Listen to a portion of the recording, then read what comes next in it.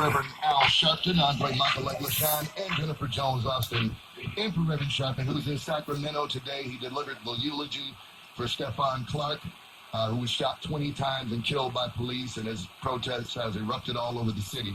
And indeed, around the country. 877-532-5797 is the number to join us. Let's go straight to the phones and welcome Belinda from Portland, Oregon, listening on KBMS 1480.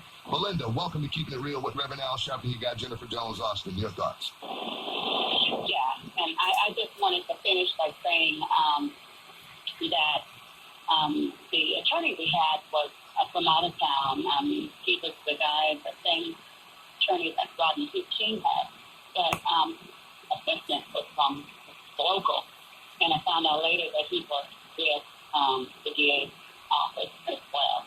And so when I expressed to him about the jurors being biased, and I asked him to let the attorney know, so they could set up judge, and, or watch him or whatever, he never said anything more.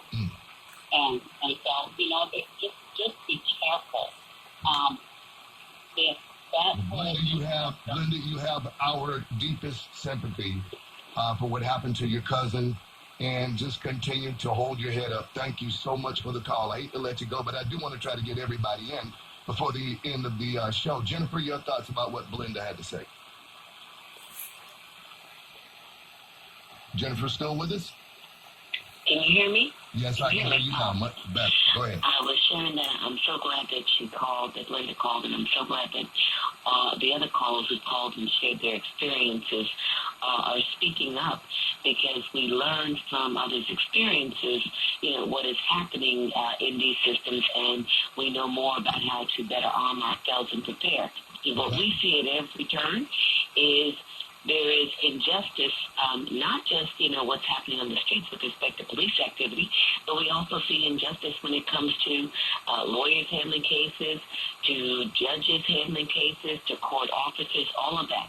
And we only are made better aware of what's happening when people share it.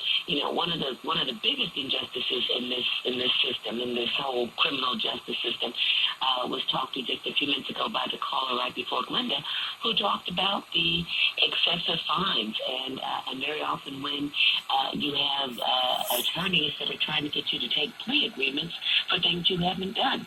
Right. And very often what they do is they waive in front of you, take the plea, you'll get a lesser sentence, and you also, won't have to pay exorbitant fees and fines. Many people don't even know that the court system in many places charges you just to go on trial. So a police officer may wrongly accuse you of something, you get charged and indicted, and while you're trying to prove your innocence, you're actually racking up fees, court fees. And so the more that we talk about these issues and we file these claims and we let others know about them, organizations like National Action Network, which actually helps people with their legal issues, with the NAACP Legal Defense Fund, bringing these issues and these cases and helping us to build them up and figure out where and how we should take action is what will make the difference. 877-532-5797. Let's go to line 5 and welcome Rodney. He's in Queens, New York, listening on XM 126. Rodney, welcome to Keeping It Real with Reverend Al Sharpton. Your thoughts? Yeah, good afternoon. The rules of engagement have to be changed with the local authority. Because I was a veteran, and in the military, our rules of engagement during conflict, you have to deal with people that's not always in uniform, and they can carry IEDs, or, you got to distinguish between hostile and non-hostile. And I'm just getting sick and tired of, it's like, if I'm not sure to shoot, it's like you can't tell the difference between a gun and a mobile phone. And the famous line, I'm sick of it. I feared for my life. That's the get out of jail card. It's just ridiculous.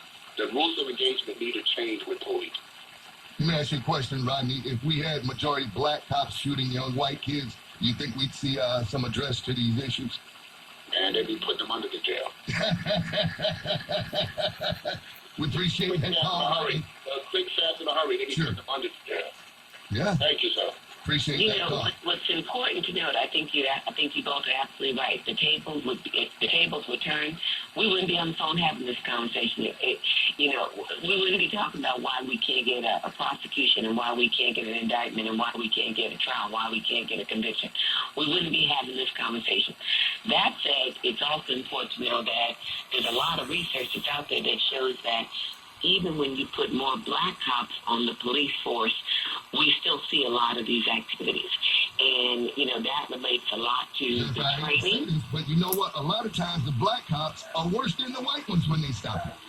Absolutely. And a lot of this relates back to training and conditioning, stereotypes, this institutionalized and structural racism that is the foundation of this country that persists in all of these policies and practices and in the mindsets of the people that we put in charge of policing our community. 877-532-5797. Let's go to Craig.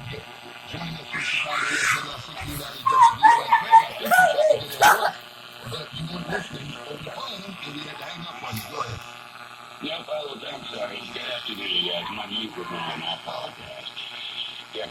So, hey, I had a couple of points to make on the subject that you're discussing about the interaction with police.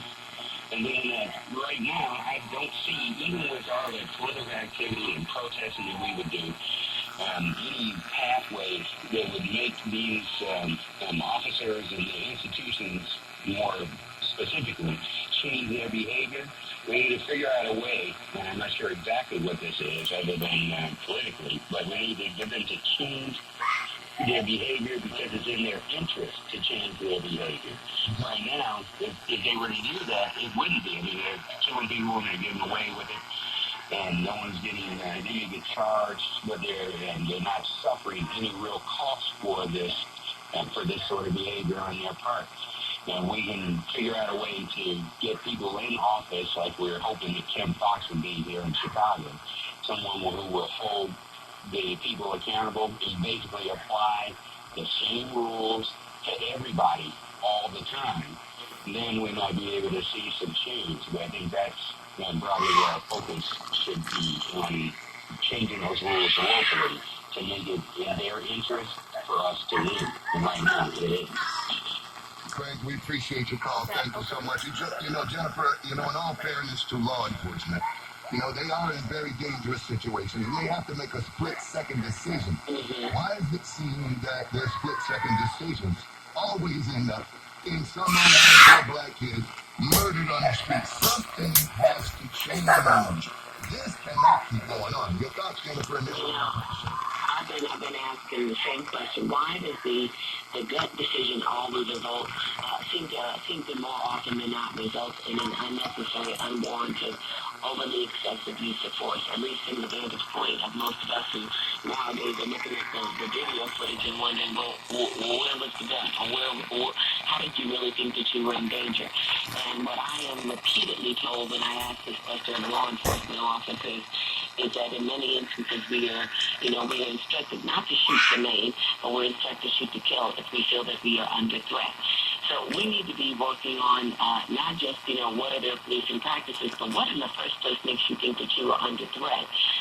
Is it simply because you see a young black person in a certain situation and then all of a sudden you feel that you're at risk?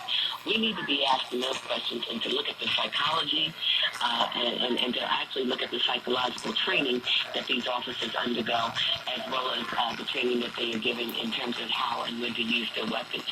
The other thing that... Let me jump in real quick. I got to say this while it's in my head. I'm an entertainer. I'm a singer, and I go out, and these lights are right in your eyes. You can't see what's beyond those lights. It blinds you.